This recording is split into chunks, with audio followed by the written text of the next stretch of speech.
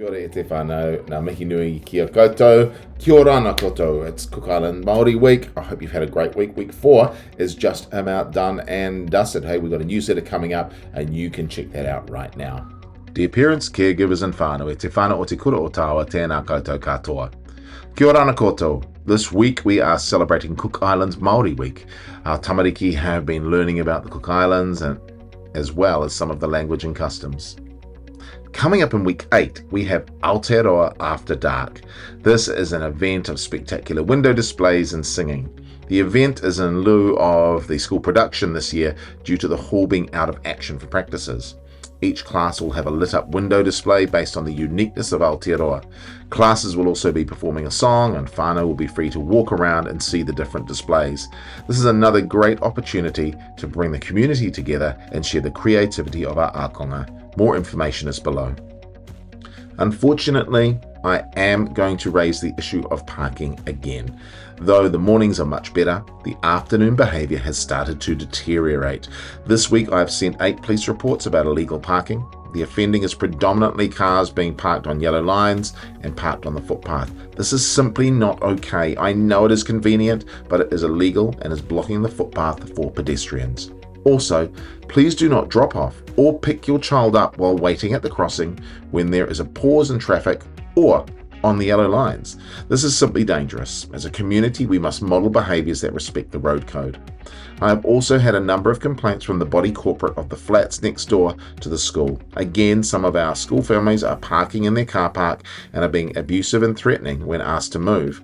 They have informed me that they will be installing CCTV cameras and chaining off the car park during peak times. Please respect private property and be kind. I appreciate that for most of our community, you do the right thing. Thank you.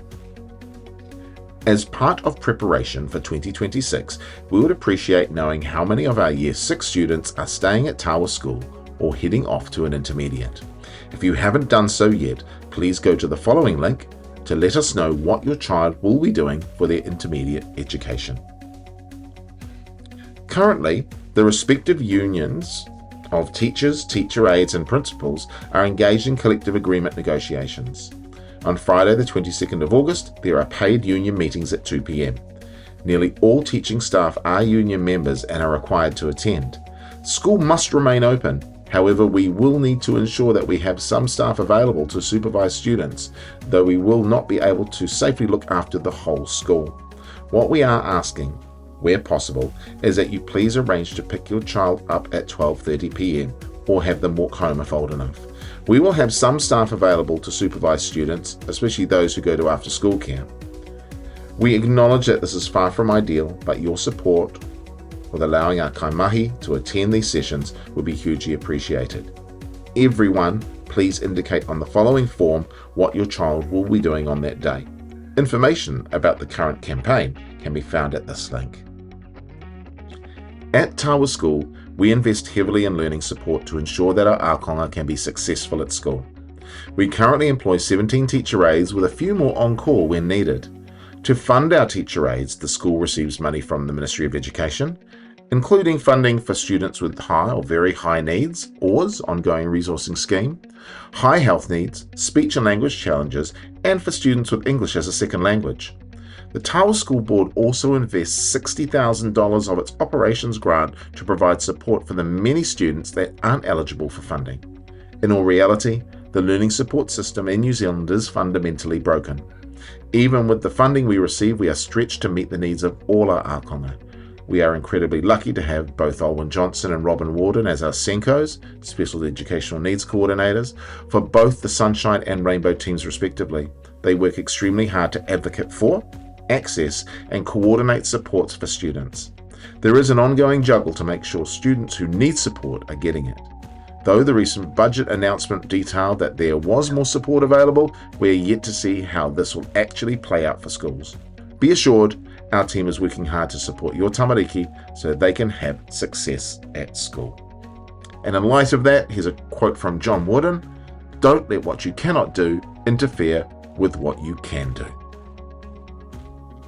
As you will have seen in the newsletter, I am making a big deal about the parking thing. It has got pretty shocking over the past week or so.